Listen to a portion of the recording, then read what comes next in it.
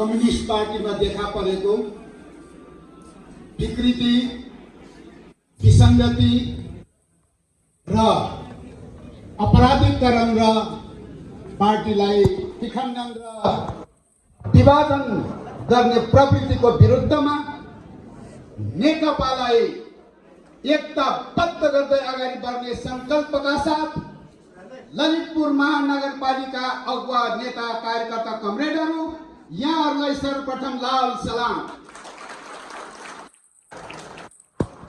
कार्यक्रमका सभाध्यक्ष कमरेड, मञ्चमा उपस्थित आजको यस कार्यक्रमका प्रमुख अतिथि एवं प्रमुख आकर्षण वर्तमान हाम्रो गौरवशाली पार्टी नेपाल कम्युनिस्ट पार्टी सचिवालयका सदस्य एवं सरकारका उपप्रधान एवं गृह मन्त्री आदरणीय नेता कमरेड रामबहादुर थापा बादलज्यू, मञ्चमा आसीन पार्टीका सम्पूर्ण केन्द्रीय कमिटीका सहयोद्धा कमरेडहरू, बागमती प्रदेशका मान्य सदस्यज्यूहरू र यो ऐतिहासिक र सांस्कृतिक पुरानो नेपालका एउटा महत्त्वपूर्ण आन्दोलनको केन्द्र रहेको ललितपुर जिल्लाको महानगर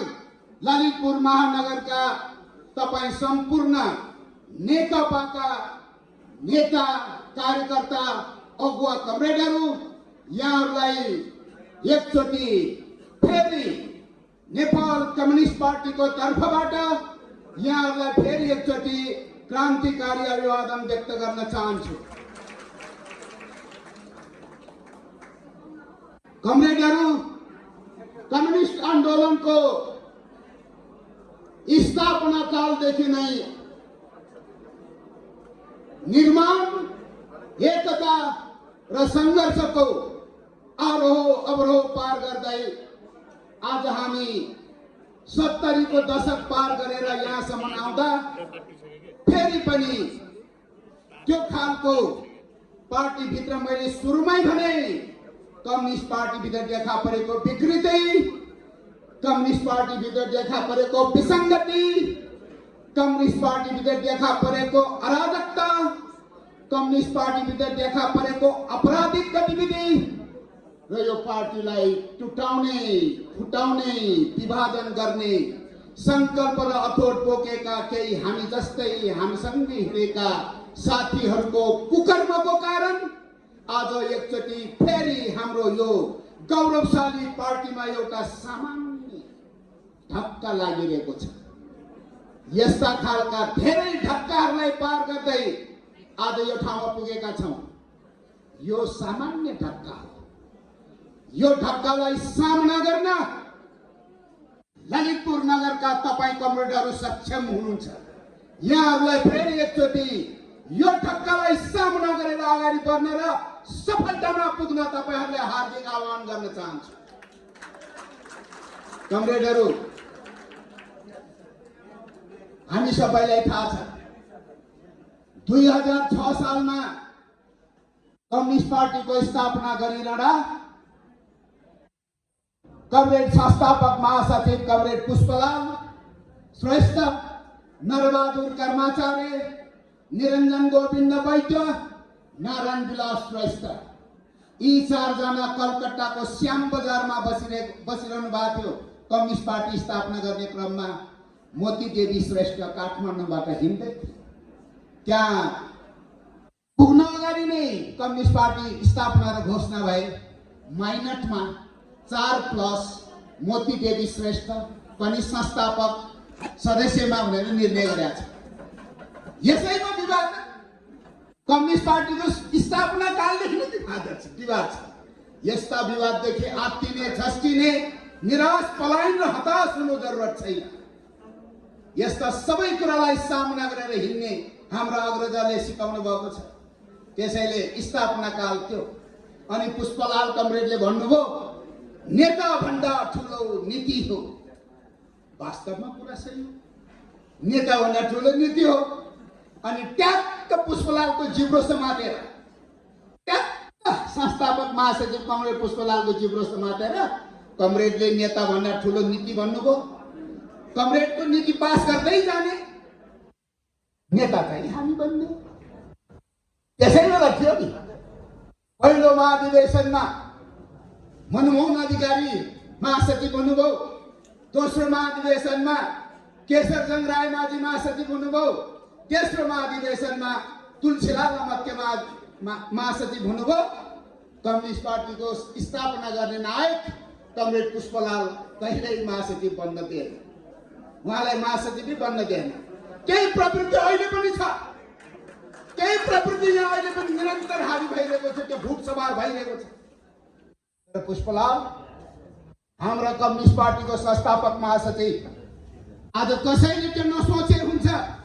उहाँको उचाइमा कोही पनि पुग्न सक्दैन। उहाँ नेपालको कम्युनिस्ट आन्दोलनको इतिहासका संस्थापक महासचिव हुनुहुन्छ। तेस्रो महाधिवेशन सकिएपछि म समय छैन, एकदम सूत्रबद्ध ढङ्गले कम्युनिस्ट पार्टीभित्र विभाजन र टुटफुट सुरु भएको। यो यस्तै खालको हन्डर ठक्कर खाएर अगाडि बढ्ने हो। यो यस्तो पार्टीलो खुकुरी हो जसले आगोमा पोल्ने हठौडाले ठटाउने, आगोमा पोल्ने हँसियाले ठटाउने। यसरी आगोमा पोल्दै हँसियाले ठटाउँदै गर्दा टिलिक्क टल्किने खुकुरी बन्छ। त्यही खुकुरीले चाहिने कुरालाई छिनाल्छ। नेकपा यही नै हो। यसकारण यस्ता हन्डर ठक्करबाट हामी डराउँदैनौँ। इतिहास अलिकति तपाईहरुलाई छोएको मात्रै। एवं रीतले 2035 साल पुस 12 गते 1978 डिसेम्बर 26 तारिखको दिन नेकपा माले भन्ने पार्टी पुनर्गठन गरियो। त्यो पुनर्गठित पार्टीको एउटा सिपाहीमा पनि त्यस्तै चौथो महाधिवेशन, अर्को चौथो महाधिवेशनबाट आउने अर्को नायक पार्टी नेता कमरेड रामबहादुर थापा बादल हुनुहुन्छ। यस्तै एवं रीतले अगाडि बढ्दै जाने क्रममा 2047 सालमा पुगेपछि नेकपा माले र नेकपा मार्क्सवादीको बीचमा एकता भयो। त्यो एकता हुँदाखेरि नाममा ठुलो लडाईँ भयो। जननेता मदन कुमार भण्डारीले भन्नुभयो, नाममा लडाईँ नगरौँ, बिरालोको रङमा बहस गर्ने होइन। बिरालो रातो पहेँलो कालो हरियो खैरो जे पनि हुन सक्छ। सवाल हामीलाई बिरालोले मुसा मार्नु पर्यो, बिरालोले मुसा मार्नु पर्यो। कम्युनिस्ट पार्टीको नाम के गर्ने भन्ने विवाद होइन।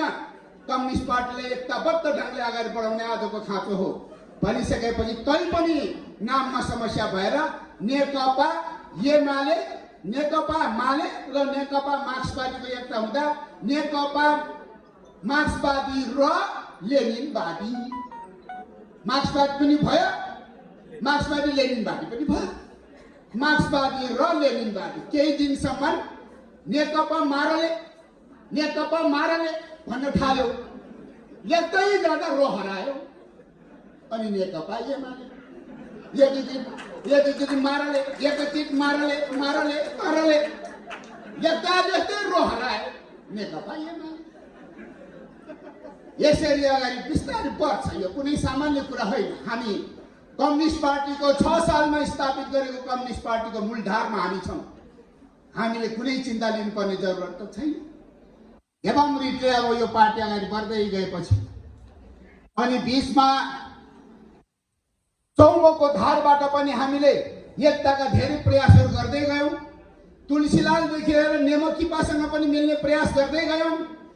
तुलसीलालसँग अलि चाँडो तुलसीलालले लिइहाल्यो भनेर नेमकिपाको नारायण कमले अलिकति रिस गर्नुभयो। उहाँ अलिकति पर बसे पनि अहिलेको अभियानमा उहाँले लिनुभएको अलान सही छ। हामी यहाँबाट नारायण बिचकोलाई सलाम गर्न चाहन्छौँ। सही कुरालाई सही भन्नुपर्छ। यही एकता अभियान चल्दै म एकदम छोटोमा लामो जाने टाढो भोलि पर्सि बसौँला। अनि 2074 सालमा जब प्रदेश र सङ्घको निर्वाचनको कुरा आयो, यहाँ कमरेड मेरो सहयोगदा, मेरो नेता, मैले पनि मानेको नेता रामबहादुर थापा बादल मेरो पार्टीको सचिवालय सदस्य, वर्तमान सरकारका उपप्रधान एवं गृह मन्त्री यहाँ हुनुहुन्छ। मैले उहाँलाई भन्नै पर्छ, कमरेड केपी शर्मा ओलीज्यूले पार्टीको त्यो गएको स्थानीय चुनावकै ताका कमरेड पुष्पकमल दाहाल प्रचण्ड, उहाँको दुईटा नाम छ, पुष्पकमल दाहाल प्रचण्ड, दुईटा नाम। पुष्पकमल दाहाल भयो भने उहाँले लुम्बिनीमा गएर परेवा उडाउँछ, प्रचण्ड भयो भने अहिले जस्तो गर्छ, प्रचण्ड भयो भने अहिले जस्तो हुन्छ। अहिले पुष्पकमल दाहाल हराएर प्रचण्ड हावी भइरहेछ। फेरि पुष्पकमल दाहाल बनाउने जिम्मा त रामबहादुर थापा, बादल र कृष्णगोपालकै हो नि। सर्प नबन्नु, मूल घरको मान्छे जिम्मेवार बन्नुपर्छ। फेरि घरको ढोकाइमा आएर कुवाको रोएर आऊ भन्न मिल्दैन। कहिलेकाहीँ छोराछोरीले उद्दण्ड रिस देखाएर बाउलाई नै खान्छु, बाउलाई नै मार्छु भनेर हमला गर्न आउँछ। त्यस्तो गर्दा पनि मुसुक्कै हाँसेर छोरा त छोरै होला नि। तेरो घरमा फाटै खान्न भनेर रिसले चम्केर हिँड्छ। बेलुका भोक लागेपछि घरको ढोकामा आएर फाट हुन्छ। त्यस्तो बेला आफ्नै छोरा ढोने बाबु आइज दिनभरि रिसाएर भ्रममा परे पनि माथि भान्सामा रोजी खाना खुवाउँछ, आऊ बोलाउनै पर्छ। यो जिम्मा भएको बादल कृष्णगोपालले मन पनि बोल्न पाइन्छ? पाइँदैन। कुकुरले हाम्रो खुट्टा टोक्न आयो भन्दैमा हामीले कुकुरको खुट्टा टोक्न जानु मिल्छ? मिल्दैन। जनअदालतले दिएको फैसला यही त होला नि। तपाईहरू न्यायाधीश हुनुहुन्छ, तपाईहरू भगवान हुनुहुन्छ। तपाईहरूको आशीर्वाद नेकपालाई छ, चाहिन्छ। अहिले पनि यही हो हाम्रो माग। र तपाईहरू न्यायाधीश हुनुहुन्छ। तपाईहरूको अगाडि अहिलेसम्म यो कृष्णगोपालले नचाहिने कुरा बोलेको छ? अहिलेसम्म ठिकै बोलेको छ है। व्रत बोल्यो भने जिब्रो समाउनु होला मेरो पनि। व्रत बोल्यो भने। त्यसैले स्थानीय चुनावमै भनेका थियौं नेकपा माओवादी केन्द्र र नेकपा एमाले मिलेर स्थानीय चुनावमा जानुपर्छ। कमरेड केपी शर्मा ओलीजीले कमरेड पुष्पकमल दाहाललाई भनियो, प्रचण्ड भनेको छैन है, याद गर्नुहोस्। बेला बेलामा म नाम फेरेर भन्छु। पुष्पकमल दाहाललाई भनियो, पुष्पकमल दाहाल हुन सकेन, प्रचण्ड भएर फड्क्यो। केपी शर्मा ओलीसँग होइन, तत्कालीन नेकपा एमालेसँग होइन, उहाँको नजिकको मित्र शेरबहादुरजी भयो। काङ्ग्रेससँग गएर शेरबहादुर र प्रचण्डजीको बिचमा घाँटी जोडियो। मैले यहाँनिर फेरि पुष्पकमल भनिरहे। प्रचण्ड र शेरबहादुरको बिचमा मिलापत्र भयो। स्थानीय चुनाव देखिहाल्नुभयो। एक्लै यहाँनिर बादल कमरेडले पनि रिस गर्नुहुन्न। रिस गर्नै मिल्दैन, सत्य कुरा यही हो। एक्लै नेकपा एमाले पहिलो शक्तिमा स्थानीय चुनावमा जित्यो। नेकपा माओवादी केन्द्र र काङ्ग्रेस लगायत सबै मिल्दा पनि नेकपा एमाले फर्स्ट पार्टी भयो। यो पनि सत्यै होला नि। न्यायाधीशको अगाडि यही त हुने बयान दिए। सत्य त यही हो नि। यसै दौरानमा अब सङ्घ र प्रदेशको चुनाव आउँदा फेरि पनि त्यो शेरबहादुरजी र प्रचण्डजीको घाँटीमा शल्यक्रिया गर्नु सकेन भने, बुझ्नुभयो नि, शल्यक्रिया गर्नु सकेन भने परिणाममा अलि असहज हुन सक्छ। अनि कुशल सर्जन डाक्टर केपी शर्मा ओलीले कामेरबाट अपरेसन गर्ने हेर्दै थियो, ताकिरहेको थियो।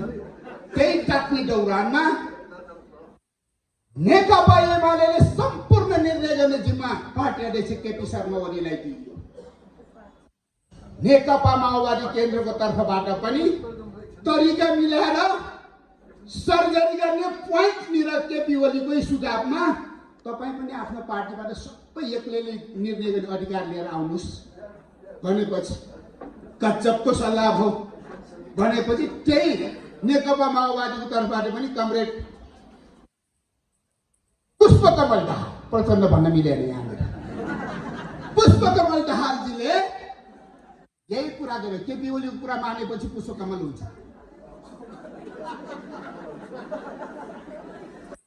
पुष्पकमलजीले यसै गरे। अनि दुईटै नेताले एक्लै निर्णय गर्ने अधिकार लिएर आएपछि सही हो। कसैले फुर्ती नलाउनुहोस्। एमालेकाले फुरफुर उठेर हिँड्ने नेताहरू छन् नि, फुर्ती नला हुन्छ। सबै अधिकार केपी ओलीलाई भनेर लेखेर दिने, अहिले सडकमा फुरफुर, अर्थ छैन। यथार्थ सत्य त्यो प्रचण्डजी दुईजना मिलेर छलफल गरे। छलफल अब प्रदेश र सङ्घमा चाहिँ मिलेरै जाने कुरा सहमत भयो दुई नेताको बिचमा। उता माओवादी केन्द्रमा उहाँले सन्देश लगाउँदा त एमालेमा हाम्रो आइरहेको थियो, सुनिरहेको थियौँ हामीले। राम्रो सन्देश छ, पोजिटिभ भाइब आइरहेको छ, पोजिटिभ धड्कन आइरहेको छ। नेकपाका एमालेका अध्यक्ष केपी शर्मा ओली र फेरि याद गर्नुहोस् पुष्पकमल दाहालजी, दुईटाको बिचमा हार्दिकता बढ्दै गयो। हार्दिकता बढ्दै गइसकेपछि अब एउटा सहमत भयो, चुनावमा मिलेर जाने, चुनावमा मिलेर जाने। अनि चुनाव सकिएपछि आवश्यकता पर्यो भने पार्टी एकता गर्ने। यसरी हामीले नेपाली जनताको चाहना र माग अनुसार पार्टीलाई एकताबद्ध ढङ्गले लाने र निर्वाचनमा सूर्य चिन्ह लिएर उठ्ने। यहाँ मेरो आदरणीय नेताको अगाडि मैले यो कुरा बोलिरहेको छु, गल्ती भएछ भने क्षमा पाऊँ। सूर्य चिन्ह लिएर चुनाव उठ्ने पुष्पकमल दाहाल र केपी ओलीजीको सहमति यही थियो। त्यसपछि सूर्य चिन्ह लिएर उठ्दा त नेकपा माओवादी केन्द्र त एमालेको टाङमुनि छिरे जस्तो भइहाल्छ नि। एमालेमा नेकपा माओवादी केन्द्रको अस्तित्व त समाप्त हुन्छ। यस्ता खालका बाह्य तर्क वितर्कले पुष्पकमल दाहाललाई बिस्तारै प्रचण्ड बनाउन थाल्छ, बिस्तारै प्रभाव पार्दै प्रचण्ड बनाउन थाल्यो। त्यही प्रवृत्तिले आज हाम्रो अर्का अध्यक्ष पुष्पकमल दाहालजीलाई प्रचण्ड बनाएर पवरमलको सडकमा कहाँ हरायो। बालुवाटारमा दुई अध्यक्ष आम्ने सामने फलफुल तरकारी खानेकुरा मिठो मिठो मिष्टान खाँदै कालो गगल्स लगाएर दुईजना आनन्दले आम्ने सामने गफ गरिरहेको मान्छे हेर्दा हेर्दै अर्को अध्यक्ष त हरायो। कहाँ हरायो भनेर खोजी गर्दा त बबरको महल मण्डलाको सडकमा म त यहाँ छु भनेर लेखेर सडकमा बहुत बसिरहे। बल्ल अर्का अध्यक्ष केपी ओलीले देखेछ। अनि जनताले यसो ख्याल ठट्टामा त्यो म त यहाँ छु भनेर बसिया ठाउँ एउटा कतौरा पनि राख्दै हुन्थ्यो। त्यो जनताको भनाइ, यो मेरो भनाइ, त्यस्तो पो भन्न थाल्यो। त्यसैले गर्दाखेरि कमरेडहरू, यो त्यसै आएको आकस्मिक घटना होइन। त्यस बेला सूर्य चिन्ह लिन दिएन। त्यो सूर्य चिन्ह लिन नदिने प्रवृत्तिले आज पुष्पकमल कमरेडले तान्दै प्रचण्ड बनाउँदै गइरहेछ। सूर्य चिन्ह लिएर उठाए के हुन्थ्यो। आज वन्डरफुल, क्या रमाइलो, पुष्पकमल दाहालजीको छातीमा सूर्य। सारा कार्यकर्ता सूर्य लिएर सडकमा जुलुस आउँदा त हाम्रो सूर्य प्रचार गर्दा त रमाइलो हामीलाई हुने भयो। ओरिजिनल सूर्य त यो भन्दा पो छ। वाह, हाम्रो सूर्य लिएर नाचिरहेको। कति दिन नाच्ने हो खै हेर्न बाँकी नै छ। सूर्य माथि बलम राखेर खाइरहेछ, हँसी अठाउटाको माथि बसिरहेछ। अनि चाहिँ जुत्ता पुछिरहेछ, हँसी अठाउटाको झन्डाले जुत्ता पुछिया धुलो लाग्यो। यस्ता प्रवृत्ति बोकेका मान्छे टेलिभिजनमा हेरिरहेका छौँ हामी। जेसुकै होस्, म यतातिर फेरि पनि, किनभने घरमुलीले चर्को कुरा बोल्न मिल्दैन। जे जस्तै भए पनि प्रदेशको र सङ्घको चुनावमा सूर्य चिन्ह पाएन। नपाउँदा 9-10 लाख मत खेर गयो, जनताको मत खेर गयो। जसले गर्दा 2/3 एक्लै कम्युनिस्टहरू आउँथे। 2/3 मत खेर गयो। 9-10 लाख मत समानुपातिक जनताले कसरी भोट हाले। सूर्य गोलाकार हँसी हटाउडा, सूर्य गोलाकार हँसी हटाउडा। किनभने जनतालाई थाहा छ माओवादी केन्द्र र एमाले मिलेको। अनि काङ्ग्रेसले प्रशिक्षण गरेछ, तिमीहरू दुईटै पार्टी मिलेर दुबईमा भोट हाल्दो रहेछ। दुईटैमा ठ्याप्प सूर्य र हँसी हटाउडा हाल्दा खेर गयो। कि सूर्य सदन कि हँसी हटाउडा गोलाकार सदन, दुईटैमा छाप हाल्यो समानुपातिक ध्वस्त। अनि प्रत्यक्षमा पनि कीर्तिपुरमा 90 वर्षको एउटा आमाले मतपत्र लिएर बाहिर आएर झगडा गर्न आयो।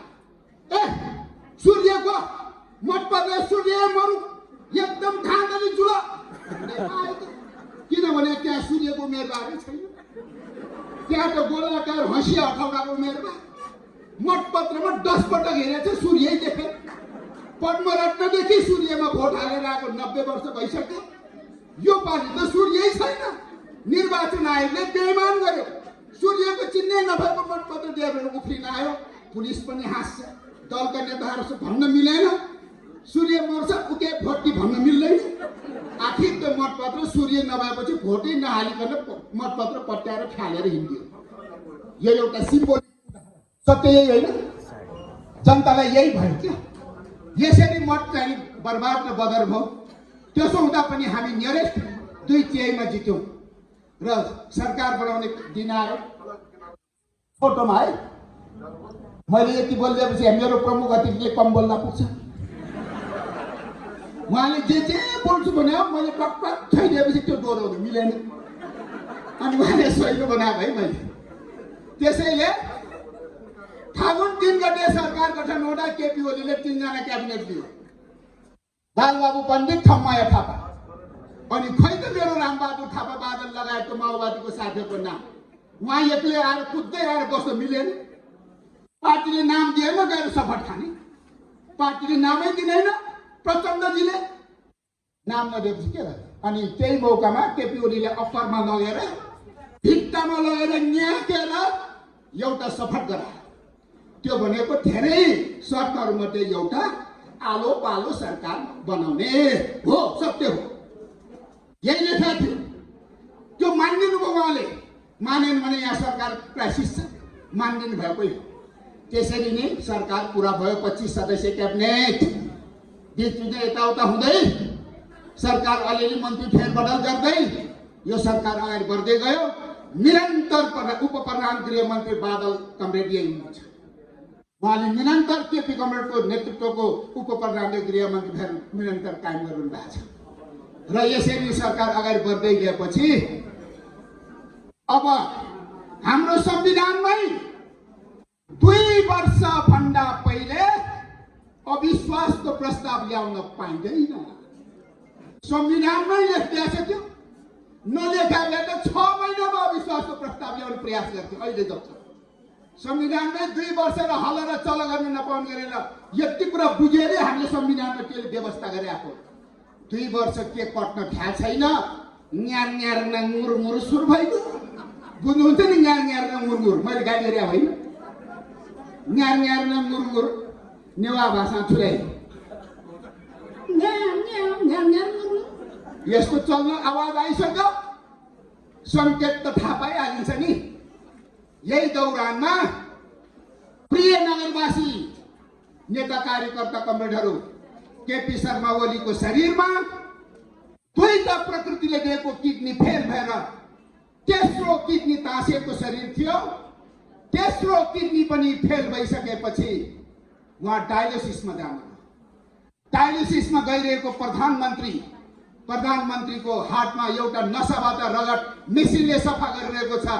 तेस्रो किडनी पनि फेल हुन्छ। यही बेलामा ककले के सोचे म धेरै भन्न चाहन्न।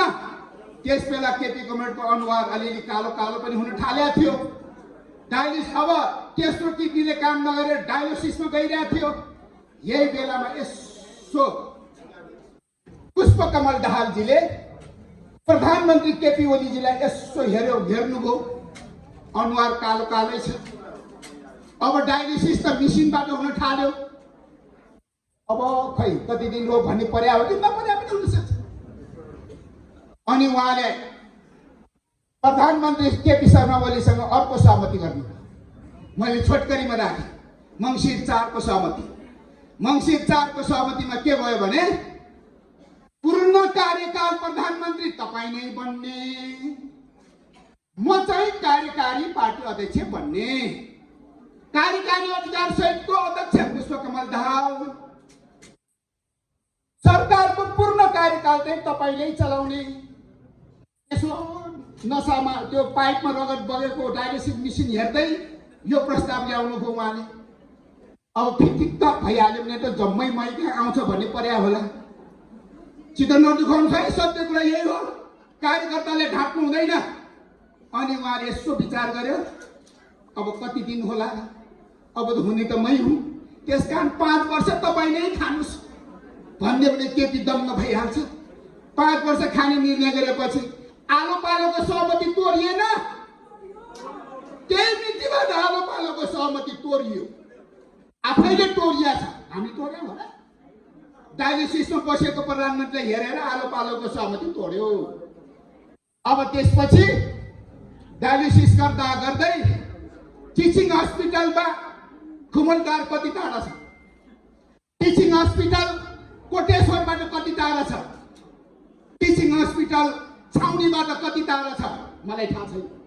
तर आफ्नो एउटा सहयोगमा पार्टीका श्रद्धेय अध्यक्ष सम्माननीय प्रधानमन्त्री तेस्रो किडनी फेल भएर चौथो किडनी मतलब डायलिसिसको मिसिनमा सुतिरहँदा मानवीय संवेदना यदि तपाईँ हामीसँग अलिकति माथि थियो भने पनि कमरेड स्वास्थ्य कस्तो छ।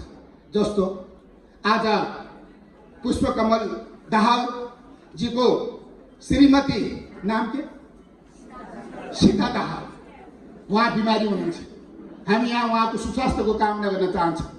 हाम्रो प्रधानमन्त्री केपी शर्मा ओलीजीले फोनै गरेर यस्तो तिक्तताको बीचमा पनि पुष्पकमल दाहालजीलाई फोन गरेर सीता भाउजूको स्वास्थ्यको बारेमा जानकारी लिँदै सीता भाउजूको स्वास्थ्यको दीर्घायु र सुस्वास्थ्यको कामना गर्नुभयो। यही हो मानवीयता, यही हो मानवीयता। सबले सिक्दा हुन्छ। तर डायलिसिस टिचिङ हस्पिटलमा गरिरहँदा खुमलटार कति टाढा छ, छाउनी कति टाढा छ, कोटेश्वर कति टाढा छ, त्यो मलाई थाहा छैन। कस्तो छ भन्ने पनि छैन। यता म जान चाहन्न। त्यही क्रममा टिचिङमै डायलिसिस गर्न अप्ठ्यारो भएर बालुवाटारमै डायलिसिसको म्यानेज गर्दै क्याबिनेटदेखि लिएर सरकारको काम गरेको छ। यही दौरानमा प्रिय कमरेडहरू, डायलिसिस गरेको शरीर पेटभित्र अचानक रातको 3:30 बजे उहाँलाई पेट दुख्छ अनि खाटमुनि ओर्लेर उहाँ निहुरेर बसेका छन्। तपाईँहरूमध्ये कसैले ग्यास्ट्रिक अथवा कुनै कारणले पेट दुख्यो भने निहुरेर बस्दा सहिलो हुन्छ। उहाँ खाटमुनि आएर मतलब कुप्रो परेर बसेर अनि अया भनेर कराएको सुनियो। राधिका भाउजू छेउमै हुनुहुन्थ्यो। के हो तपाईँले भनेर झस्केर उहाँले सोध्न जाँदा सामान्य दुखाइले उहाँले दुखेको महसुसै गर्दैन, उहाँले चाहिँ पेटमा अलि दुखिरहेछ भनेपछि उहाँ आत्तिनुभयो र डाक्टर दिव्या सिंहलाई तुरुन्तै फोन गर्नुभयो र डाक्टरको टोली टिचिङमा पुग्यो। त्यतिन्जेल पनि उहाँले के भइरहेको छ थाहा छैन। सबैले किडनीभित्रै केही प्रब्लम भयो कि भन्ने एकदम भयावह आतंक, सबै रुँदै थिए। सबैको आँखामा गहभरि आँसु थियो। अब के हुन्छ भन्ने कुरो सवाल यहाँ केपी ओलीको होइन, सवाल यहाँ देशको छ, सवाल यहाँ राष्ट्रको छ, सवाल यहाँ सिङ्गो मुलुकको भविष्य र भाग्यको सवाल छ। यो दौरानमा चिन्ता लिनु।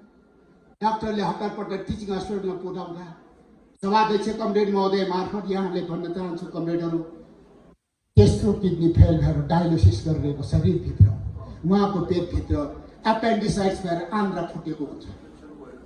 पेटभित्र आन्द्रा फुटेछ भन्नुहोस्, सामान्य घटना हो यो सामान्य घटना हो। पेटभित्र आन्द्रा फुटिसक्यो, उहाँको एपेन्डिसाइटिस फुटिसक्यो। यो बेलामा अरू केही उपाय छैन। पेट खोल्ने, वाङ्गै पेट चिरेर खोल्ने, आन्द्रालाई सफा गर्ने बाहेक अरू केही पनि उपाय छैन। अपरेसन बाहेक केही उपाय छैन। सबै डाक्टरहरू चिन्तित भएका छन्, सबै डाक्टरहरू रोएका छन्। अनि उहाँ भन्नुहुन्छ, जे भएको भए पनि छिटो गरेर डाक्टर, मेरो पेट काट्ने हो, तपाईँहरूले दुख्दैन। तपाईँहरूले, मैले बुझिसकेँ मेरो पेटभित्र आन्द्रा फुट्यो, तपाईँहरू नआत्तिनुहोस्, मलाई अपरेसन गरेर सफा गरिदिनुहोस्, म सकुशल हुन्छु।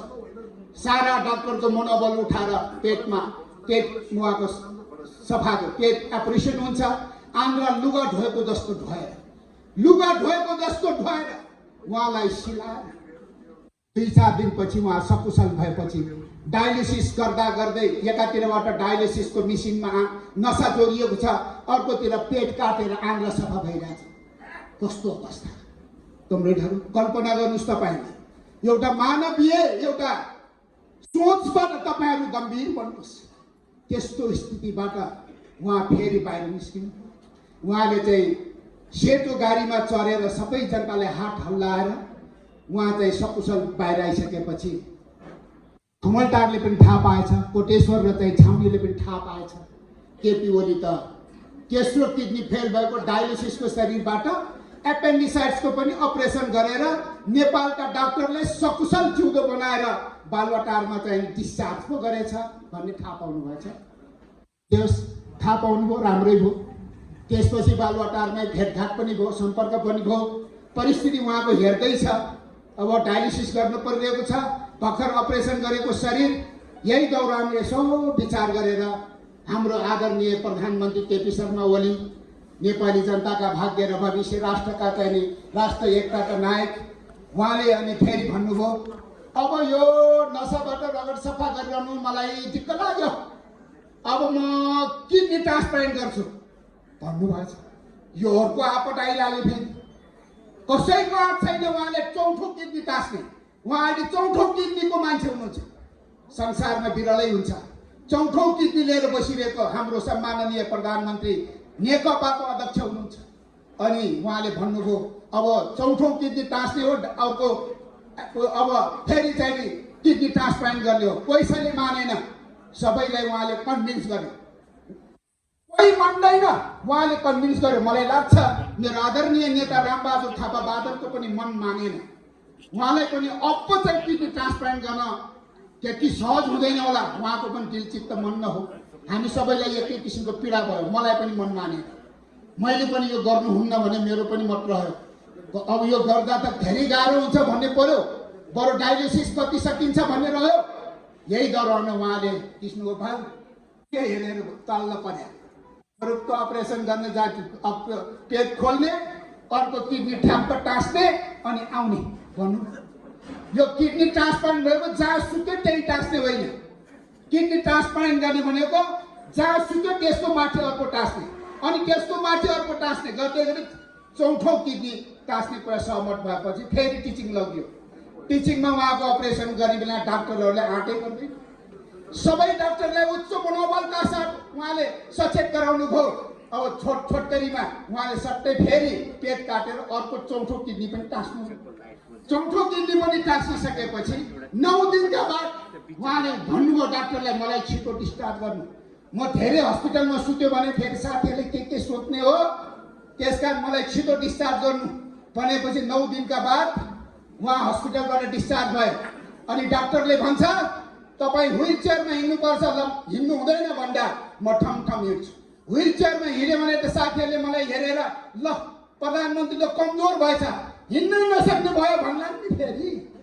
त्यसकारण व्हील चेयर हुँदैन, म हिँड्छु भनिसकेपछि उहाँ चाहिँ सरासर हिँड्दै अगाडि बढ्यो र अनि त्यो लिफ्टबाट तल झरिसकेपछि फेरि व्हील चेयर तल राखेको छ। उहाँले व्हील चेयरलाई टेरेन, दुईटा सुरक्षा निकायले चालै नपाउनु गरेर उहाँको यहाँबाट हात घुसारेर बोक्दै ल्याएको, उहाँले चालै पाएन। टिचिङ हस्पिटलको गेटमा पुगिसकेपछि सारा जनताले यसरी बसिरहेको थिए, रातो फिगरको ज्याकेट लगाएर। जब जनताले हात हल्लाउने जाने क्रममा उहाँको स्टेप डाउन, उहाँले चालै पाएन, झन्डै लग्यो। याद गर्नुभयो होला त्यो बेलामा दुईतिर नसमाइदिया भए त्यही ठाउँ थियो। के हुन्छ थाहा छैन। हाम्रो भाग्य, नेपाली जनता राष्ट्रको भाग्य, उहाँ सकुशल गाडीमा बसेर फेरि यस्तो हात हल्लाएर, याद गर्नुभयो होला, रातो फिगरको ज्याकेट लगाएर यसरी हात हल्लाएर अनि फेरि गाडीमा चढेर बालुवाटार जानुभयो। केही दिनपछि फेरि उहाँको स्वास्थ्यको बारेमा जानकारी लिन हाम्रा अर्का अध्यक्ष, कार्यकारी अध्यक्ष कमरेड प्रचण्डजी बालुवाटारमा जानुभयो, पुष्पकमल दाहालजी बालुवाटारमा जानुभयो। आउने सामुने फलफुल राखेर खाने थिएँ, म पनि त्यही छेउछाउमै थिएँ। खाने गर्दाखेरि रियल छलफल यही नै हो। उहाँले भन्नुभयो, अध्यक्षज्यू मैले यहाँ चौथो किडनी टाँसेको ठ्याक्कै फिट भएछ, चौथो किडनी सफल भयो, भयङ्कर सफल भयो। मेरो त अहिले त जुन पनि कालो हुन थाल्यो, कपालमा रौँ पनि राम्रै उम्रिन थालेको छ त भनेपछि अब यो अर्को 13 वर्ष बाँच्छ कि भन्ने हिसाबले अब अहिले प्रधानमन्त्री छोड, अहिले पार्टी अध्यक्ष छोड, अब भएन पर्खिन भनेर हान्न थाल्यो। कुरा यही हो, सत्य कुरा यही हो। कुरा लुकाएर गर्नु छ र मलाई त्यस कारणले गर्दाखेरि तैपनि धेरै सम्झाइ बुझाइ गर्दै हामी अगाडि बढ्यौँ, धेरै सम्झाइ बुझाइ गर्दै अगाडि बढ्यौँ र यसलाई चाहिँ सकेसम्म मिलाउन धेरै प्रयास गरियो, धेरै हामी सबैले प्रयास गऱ्यौँ, हाम्रो केही लागेन। अन्तिममा केही सिट नलाएपछि जब बिरालोलाई कोठाभित्र ठुनेर ठटाउन थालेपछि त्यो बिरालोले अन्त चिथर्दैन, घाँटीको पाइप समातेर चिथर्छ त्यसले, त्यो पनि याद गर्नुहोस्। त्यही दौरानमा सरकारले काम पनि गर्न नदिने, राम्रा काम प्रशंसा पनि नगर्ने, आलोचना मात्रै गरिरहने, काम केही गर्न नदिने। यही दौरानमा जब यो लोकतन्त्रमाथि हमला हुन लाग्यो, संविधान नै खान लाग्यो अनि समग्रतामा नयाँ ढङ्गको टानासाह जन्मिने स्थिति आयो, यो स्थिति टुलुटुलु हेर्ने कि यसको सामना गर्ने। त्यसैले अचानक परिस्थिति सबै बुझिसकेपछि हामीलाई थाहा छ महाभियोगबाट राष्ट्रपतिले सकाइदिने, उपराष्ट्रपतिबाट काम चलाउने, विशेष अधिवेशन मार्फत प्रधानमन्त्रीलाई सिकाइदिने अनि सरकार पनि कब्जा गर्ने अनि सर्वोच्च अदालतको प्रधान न्यायाधीशलाई महाभियोग लगाएर सिकाइदिने, सत्ता कब्जा गर्ने, नयाँ खालको टानासाहको चाहिँ उदय हुने, यस्तो खालको स्थितिलाई सामना गर्न अरू उपाय विकल्प केही रहेन। परिस्थिति प्रतिकूल हुँदै गइसकेपछि केही सिट नलाग्ने भएपछि 5 गते पुस 5 गते पाउने 9 बजे पाउने 10 बजे सम्भवतः हामी दुईजना पनि क्याबिनेटमा पुगेका थिएन। पाउने 10 बजे भनेको हामी जाँदै बैठक क्याबिनेट सुरु भएर लगभग निर्णयको ठाउँमा पुगिसकेका थियो। संसदको विघटन, ताजा जनादेशको फैसला भयो। यो परिस्थितिको बाध्यताको स्थिति हो। यसले अहिले मुलुक जोगिया छ, लोकतन्त्र बचेको छ, संविधानको रक्षा हुन्छ। जनताको बीचमा ताजा जनादेशमा जाने भनेको लोकतन्त्र हो। जनताको बीचमा जान त्यस्ता कायरहरू मात्रै मान्दैन जसले जनताको लागि केही गरेका छैन। कुरा नबुझ्या हो। हामीलाई भन्छन् अब के मुख लिएर जनतामा जाने रे, यो मुख लिएर जनतामा जाने, यही मुख मार्क्स पनि ल्याएको छैन, यही मुख लिएर जनतामा जाने। 3 वर्षमा यति राम्रो काम गरे, पछि गर्नै दिएन अनि सकाउन खोज्यो, त्यस कारण तपाईँहरूका आए भन्दै जनताहरूको बिचमा जाने। कुन मुख लिएर? कोभिडको कारणले अलिअलि मुख छोप्नु परेको छ, थाहा छ त्यो, तर मुख खोलेर जनताको बिचमा गइन्छ। हामीलाई कहीँ कतै डर छैन, त्यो 8का साथ हामी अगाडि हिँड्यौँ। यो परिस्थितिको उपज हो, बाध्यताको स्थिति हो। सम्झाइ बुझाइ गर्न अन्तिममा 4 गते खुमलटार पुग्नुभयो प्रधानमन्त्री। खुमलटारबाट फर्केर कमरेड रामबहादुर थापा बादल उप प्रधानमन्त्रीजीको कोठामा पनि पुग्नुभयो। म चाहिँ अन्तै गइरहेको थिएँ, मलाई पनि भन्नुभएको थियो, उहाँसँग सल्लाह गरेर अनि उहाँ बालवटा र 5 गते बैठकबाट यो परिणाम भएको। यो रहरले होइन, सक्दा हामीलाई सडकमा फाल्थ्यो, तर हामीले बेलायमा मुलुकलाई जोगायौँ। यो त मुलुकलाई जोगाउनलाई गरेका काम हो। त्यसकारण चिन्ता लिनु, जनताको हातमा अधिकार दिँदा के लोकतान्त्रिक हुन्छ? यदि हामी व्यतिक छ भने जनताले भोलि फैसला गर्छ। हामीलाई थाहा छैन, हिजो हेर्दा खाँदाको नेकपा एमालेलाई फुटाएर माले बनाएका पनि हामी यहीँ छौँ।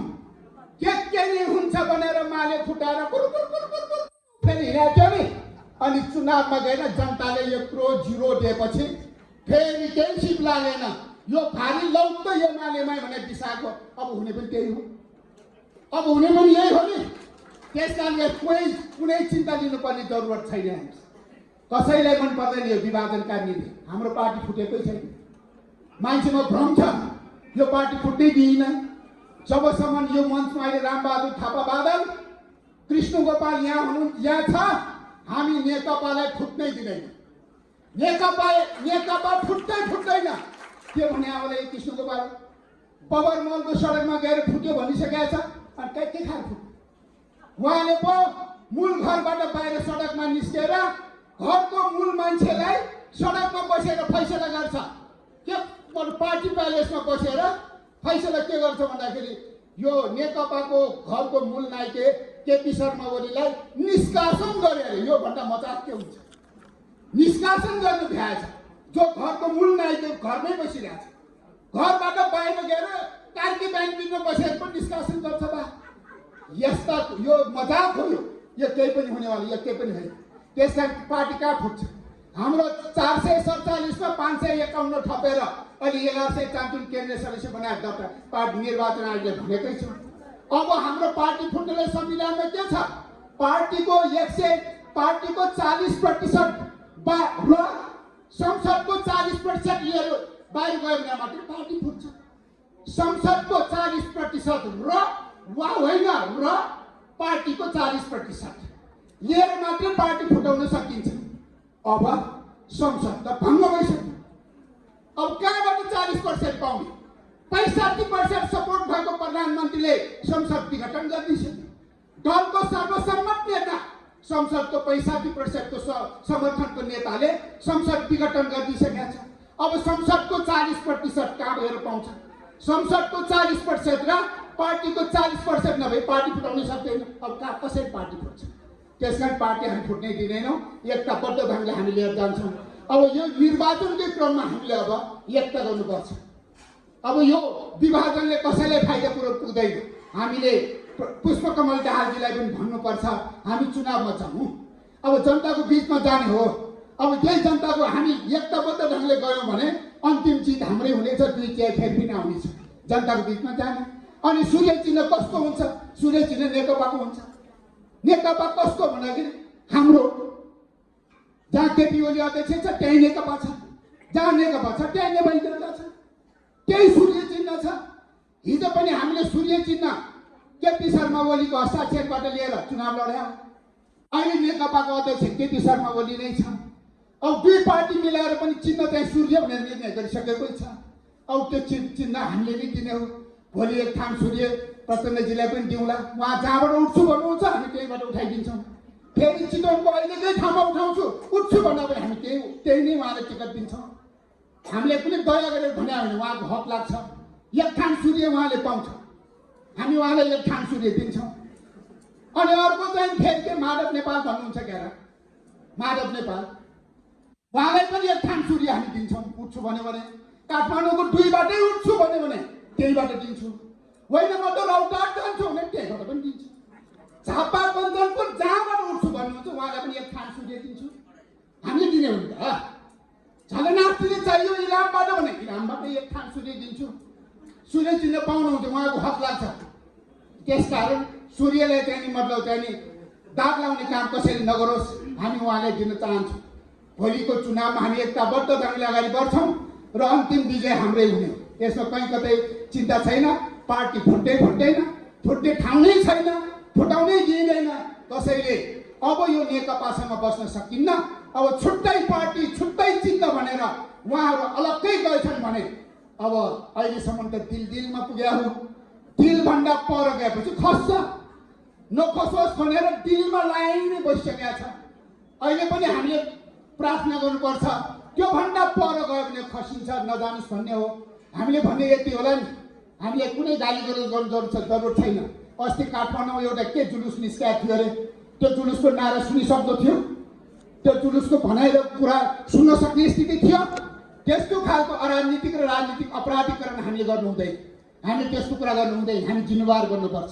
कसैले भनेछ केपी शर्मा ओलीको शरीरमा महिलाको अङ्ग टाँस्या हुनाले, केपी शर्मा ओलीको शरीरमा महिलाको अङ्ग राखेको हुनाले विक्षिप्त भएर बौलाएर बरबराइरहेको छ, मान्छे बौला भएको छ भनेर पनि भन्न भ्याइसक्यो। त्यही महिला आधा आकाश आधा धरतीको चाहिने वाहक, संसार हल्लाउने त्यो महिला शक्तिलाई यत्रो ठुलो अपमान सामान्य कोर्समा थियो भने त्यस्तो अभिव्यक्ति गर्ने मान्छेले छुट पाउँदैन। तर परिस्थिति प्रतिकूलताको बिचमा भयो। अहिले त मैले खण्डन सुन्दैछु, भनेकै होइन गरेकै होइन भन्नुभयो। ठिकै छ, नगरेको नभनेको हो भने करेक्सन गर्नु राम्रै भयो। त्यसैले यसो भन्न पायो भनेर जे पाए त्यही हामीले चाहिँ भन्नु हुँदैन। अरूले भने पनि हामीले भन्नुहुन्न। हामी जिम्मेवार गर्नुपर्छ। उहाँहरूलाई फेरि सच्याएर करेक्सन गरेर फेरि पनि मूल ढोकाबाटै हाम्रो घरमा यो मूल घरमा नेकपा आउनुहुन्छ भने हामी उहाँहरूलाई चाहिँ स्वागत गर्न तयार छौँ। अस्ति मैले देखेँ कार्की ब्याङ्कबाट कुद्दै गएछन् र पहिलाको नेकपा एमालेको घर भएको मदननगर बल्खुमा मदन भण्डारीको शालिगलाई यसो हेरेछन् र एउटा माला लिएर यसो गरेर माला लगाइदिए। मैले टेलिभिजनमा यसो हेरेँ, के गरे हो? कार्यक्रमको थलोमा चाहिँ मदन भण्डारीको फोटो छैन, पुष्पलालको फोटो पनि छैन। अनि बल्खुको मदन भण्डारीको शालिग चाहिँ कस्तो मन पर्यो। अनि माला लाएर अनि फेरि इन्टरभ्यू दिनुभयो टेलिभिजनलाई। आजभन्दा यस्तो गरेर आजभन्दा 2 वर्ष अगाडि मेरै अध्यक्षतामा बसेको बैठकले यो ठाउँमा पार्टी केन्द्रीय कार्यालय बनाउने निर्णय गरेका थियो। अब 2 वर्षसम्म कुम्भ गरेर निर्णयमा सुतेको, अहिले बल्फुको जग्गामा आँखा लगाएको। हामीलाई पेरिस डाँडातिर हेर्नु छैन। भोलि फेरि पेरिस डाँडा हाम्रै भएछ भने फेरि पनि पेरिस डाँडालाई माया गरौँला, तर बल्फुतिर आँखा नलाउनु होला, बल्फुतिर आँखा नलाउनु होला। यो रगत पसिनाले सिर्जिएको सम्पत्ति हो, त्यसैले गर्दाखेरि आफ्नो सम्पत्ति सम्हाल्नुहोस्। ललितपुरको पार्टी अफिसमा पनि गिद्धे दृष्टि नलाउनु होला। नेकपाको जिल्ला कार्यालय ललितपुरतिर पनि गिद्धे दृष्टि नलाउनु होला। त्यो पनि यही शक्तिको रगत पसिनाले बनेको। अहिले नेकपाको सबै सम्पूर्ण सम्पत्ति, नेकपा एमालेको सम्पत्ति सबै रोक्का गरिदियो रे बैंकमा। त्यसो भने हामीले पनि पुष्पकमल दाहालको पैसा जम्मै, उसको नाममा रहेका सम्पत्ति जम्मै रोक, माओवादीको नाममा सम्पत्ति जम्मै रोक भन्न मिल्छ? हामी त्यस्तो गैर कानुनी काम गर्दैन। हाम्रो सम्पत्तिमा गिद्धे दृष्टि नलाएर हुन्छ। हाम्रो सम्पत्तिमा तपाईँ हाम्रो नेकपाको सम्पत्तिमा गिद्धे दृष्टि नलाएर हुन्छ। त्यसकारण हाम्रो सादा सम्पत्ति हो, जनताको सम्पत्ति हो। त्यो कसैले त्यसलाई त्यस्तो खालको गिद्धे दृष्टि नलाएर हुन्छ। छेड्योस्। यस्तै तरिकाले अगाडि बढ्दै जाने क्रममा अब तपाईँहरूले सुन्नुभयो, अस्ति मात्रै एउटा मैले वक्तव्य हेरेको थिएँ, प्रेस वक्तव्य नेपाल कम्युनिस्ट पार्टी नै लेखाएको छ र अर्थले लेख्नुहोस्। अध्यक्ष पुष्पकमल दाहालको नाममा हस्ताक्षर गरेर अर्को अध्यक्षको त नामै छैन। आखिर रोल नम्बर त 2 त रहेछ नि। प्रथम रोल नम्बर त भएन, रोल नम्बर त 2 नै रहेछ। अनि मैले सुने त्यो पनि होइन होला, मैले होइन होला भनेको छु है। अस्ति चाइनाको पाहुनासँग उपमन्त्री चाइनाको चाहिँ पाहुना नेपालमा आउने क्रममा प्रचण्डजीले चाहिँ चाइनाको पाहुनासँग गफसफ हुँदा माधव नेपालको बारेमा टिप्पणी गर्नुभएको छ। फकाउनलाई अध्यक्ष क्या? साँच्चैको ऊ अध्यक्ष हुँदै होइन, म मात्रै एकल अध्यक्ष भन्नु भ्याएर भन्छ। यो पनि मेरो कुरा होइन, पत्रिका त्यस्तो छ, जनता त्यस्तो भन्छन्, सामाजिक सञ्जालमा त्यो आइरहेको छ। हो कि होइन थाहा छैन। अनि अस्ति जुलुसमा पनि के नारा लगाएको छ अरे, अहिले त्यो नाराबाट पनि झस्केको छ अरे। अब यस्तै हुँदै अब हामीलाई माधव नेपाल पनि राम्रै चिन्दछु, कमरेड पुष्पकमल दाहालज्यूलाई पनि 2-3 वर्ष सँगै बसिया उहाँलाई पनि म राम्रै चिन्दछु। कति दिनसम्म सँगै बस्ने होला, यति मात्रै। त्यसकारण आउने अन्तिम त यही हो नि। घरको परिवार हराएर 2 महिना बाहिर घुमेर तेस्रो महिना घरको छानामा आयो भने हराएको भन्न मिल्दैन। त्यसैले चिन्ता नलिनुहोस्, पर्खेर सही र सत्य धरतीमा उभिनुहोस्। यस्तो बेलामा अब अन्तिममा यस्तो बेलामा हाम्रो अडान के हो? विचारमा प्रश्न हुनुहोस्, धरतीमा डरसँग टेक्नुहोस्। यस्तो बेलामा पक्नुहोस्, सूर्य कतातिर जाला अनि मात्रै आउला। तपाईँ आउन्जेल त तपाईँले सूर्य चिन्नै पाउँदैन। बेलामा यो मौका छोड्ने अनि चुनावको बेला सूर्य चिन्ह लिन आउने, पार्टीलाई सङ्कट पर्दा चाहिँ पख भन्ने, चुनावको बेला चाहिँ उसैलाई मेयर चाहिन्छ होला। अब हेरौँला, हामीले सबै खातापाता राखेकै छौँ। कतिलाई फकाउने भने कतिलाई फकाउने। त्यसकारण अहिले यस्तो बेलामा डरले कायरतापूर्वक ढङ्गले भाग्ने अनि बिचमा बसेर औषधवादी प्रवृत्ति देखाउने र सङ्कटको बेलामा पार्टीले डरले टिका मतलब चाहिँ अडाएर पार्टीले जोगाउनेलाई विश्वास गरेर अगाडि बढ्ने। हामी यही स्पिरिटबाट जानुपर्छ। नेकपा हिजो पनि नेकपा, आज पनि नेकपा। हामीसँग एमाले पनि छैन, हामीसँग माओवादी केन्द्र पनि छैन। यही नेकपा। अब निर्वाचन आयोगले हामीले वैशाख 17 र 27 गते चुनाव घोषणा गरिसकेका, सिफारिस गरेका छौँ, निर्वाचन आयोगले घोषणा गरेका छैन।